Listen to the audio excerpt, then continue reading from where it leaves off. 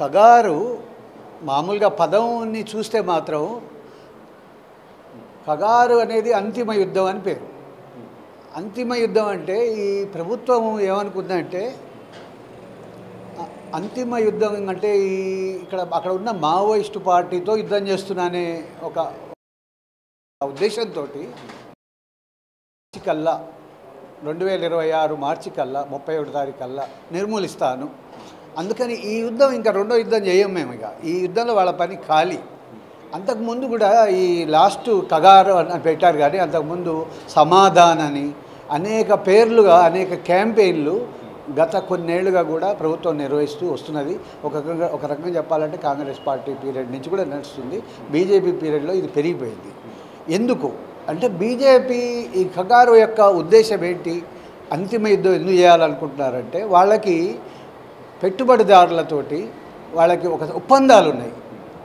ఈ బస్తర్ ప్రాంతంలో ఉన్న నిధి నిక్షేపాలు ఖనిజాలని వాళ్ళకి రైట్స్ ఇచ్చారు, వాళ్ళతో ఎంఓయూలు చేసుకున్నారు, వాళ్ళకి అప్పచెప్పాలి కాబట్టి మనం ఖాళీ చేసి ఇవ్వాలి వాళ్ళకి.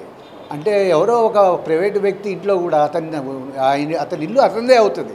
ఆదివాసులు అంటే పేరే ఆదివాసులు, వాళ్ళు కొన్ని లక్షల ఏళ్ల నుంచి వేల ఏళ్ల నుంచి ఉన్నవారు, ఆ ప్రాంతం వాళ్ళది. దానికి అనేక చట్టాలు కూడా మొదటి నుంచి మన దగ్గర ఉన్నాయి. పీసా చట్టం అని, 5th షెడ్యూలు, ఇలాగ అనేక చట్టాలు కూడా ఉన్నాయి. అయితే ఇవన్నీ తుంగలో తొక్కి పెట్టుబడిదారులతో చేసుకున్న ఒప్పందాలను దృష్టిలో పెట్టుకొని వాళ్ళు ఈ కగారు పేరుతోటి యుద్ధం నిర్వహించి మావోయిస్టులు నిర్మూలించాలని చూస్తున్నారు. ఆ పేరుతోటి ఇవాళ ఆదివాసుల్ని వాళ్ళు నిర్మూలిస్తున్నారు. ఎందరో ఆదివాసులు దాంట్లో చనిపోతున్నారు. మేము వాస్తవానికి గతంలో ఎప్పుడో 80లలో మేము రాడికల్ విద్యార్థులం, కానీ మేము చాలా కాలంగా చట్టబద్ధంగా జీవిస్తూ ప్రశాంతంగా ఉంటున్న వాళ్ళము.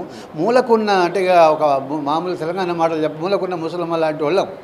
ఇప్పుడు ఎందుకు రావాల్సి వచ్చిందంటే మేము కని విని చూడని ఎరగని అన్యాయం సొసైటీలో జరిగిపోబట్టి, అసలే మా స్వభావము అన్యాయం కొంచెం స్పందించే స్వభావం ఉన్న వాళ్ళము. అయినా కానీ ఇప్పుడు తప్పనిసరి పరిస్థితుల్లోనే మేము బయటకు వచ్చి మేము ఈ సమస్య మీద కగార్ని ఆపాలి, శాంతి నెలకొనాలి అక్కడ, అంటే శాంతి చర్చలు జరపాలి.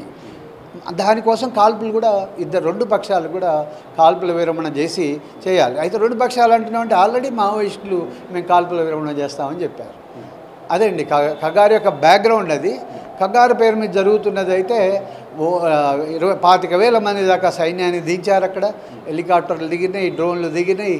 తర్వాత వాళ్ళకి రకరకాల యుద్ధ విద్యలు ట్రైనింగ్ తీసుకొని గుట్టలెక్కి వాళ్ళు కోంబింగ్ జరుపుతున్నాం అనే పేరున ఎవరు దొరికితే వాళ్ళని కాల్చి వీళ్ళు మావోయిస్టులు అని చెప్పి మావోయిస్టులు ఇంతమంది చంపాము అంతమంది చంపామని వాళ్ళ పేరు మీద రివార్డులు ప్రకటించి ప్రస్తుతం అయితే మాకు కనిపిస్తున్నది అది.